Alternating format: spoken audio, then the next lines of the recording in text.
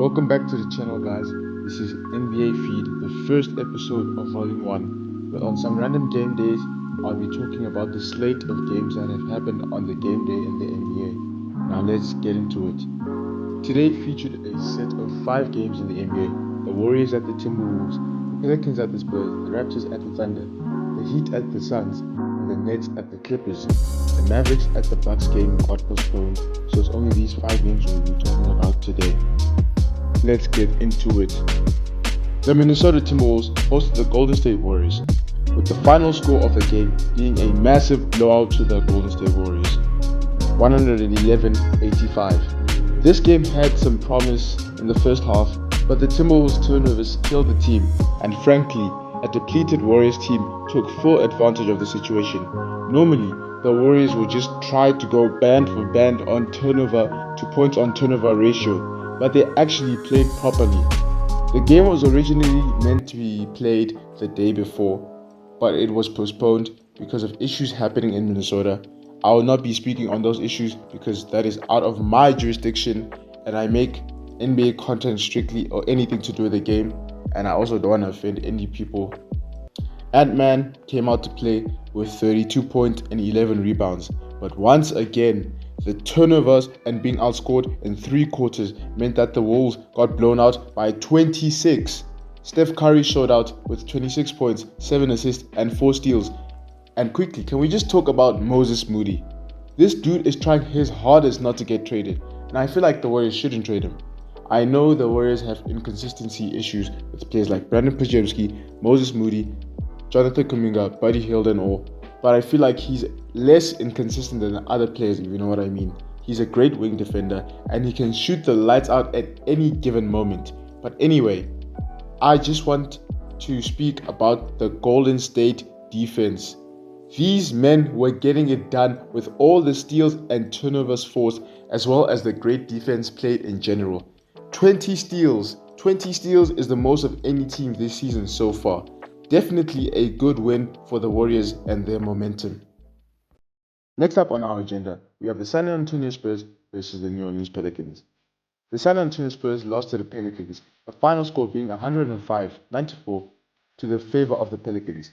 The Pelicans were really resilient, in fact. They took the fight to the Spurs, second seed in the West.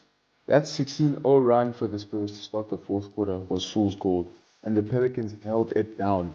Both Sadiq Bey and Zion Williamson had 24 points, 10 rebounds, and 4 assists. Ball could not get the job done. 16 points, 16 rebounds, with 4 blocks on iffy efficiency. Regardless, the rest of the Spurs team really needs to step up. This is a game where they have to win to keep the momentum up. They can't be chasing these types of scores in the playoffs because teams aren't going to allow that in the playoffs. They're not OKC or the 2025 Pacers. Now, we have the headline game between the Oklahoma City Thunder and the Toronto Raptors. And all I have to say is Scotty Barnes owns your poverty franchise.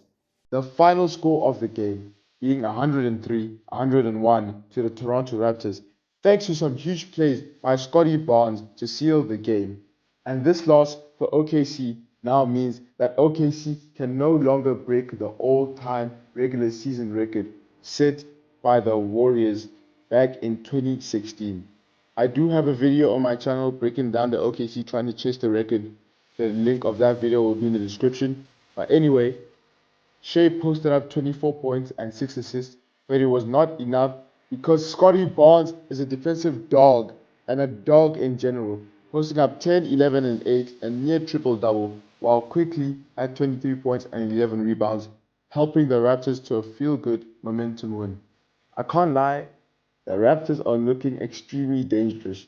They're currently the 3rd seed in the East, and they could make some noise in the postseason. Our next game to analyze is the Phoenix Suns versus the Miami Heat, where a Devin Bookerless Suns team failed to get over the hurdle against the Heat, despite Dylan Brooks posting up 26 points. The final score of the game being 111-102 to the Heat. Bam Adebayo posted up 22 and 7 boards. Normal Powell posted up 16 and 10 boards, and Jaime Jaquez Jr. put up 25 and 6 to defeat the Phoenix Suns. Maybe this one can finally propel the Miami Heat through the rest of the season. Good momentum. Last but not least, our final game to analyze is the Los Angeles Clippers defeating the Brooklyn Nets with a score of 126-89 to the Clips. Kawhi put up 28 and James Harden posted 19, 6 and 8. Now, I really want to talk about the Clippers. The Clippers are 15 and 3 in their last 17 games. Kawhi is averaging 28, playing like an all-star or NBA level type of player. And the Clippers are rolling. I don't know what they put in the water, but it is definitely working. Could they make a play-in push or possibly a playoff push? The regular season is still young and a lot can happen during this time. Although they are going to have to do it in a dogfight of a Western Conference where there are currently 9 teams over 500. This doesn't include the Clips, but it is very much possible. Those are all the games that have been covered today. Bear in mind, I'm not going to be doing this series for every single game day, every single day, because that will take time. And I also want to focus more on NBA discourse and talking about more random stuff with my opinions, so that you guys can also get your opinions in. The set might be random, it might be a weekly thing, or it could even be back-to-back days, depending on the slate of games that happen. You never know. Anyway, thank you guys for watching. Please like and subscribe. It would really mean so much to me. Support the channel. Come join the crew. I'll see you guys next time.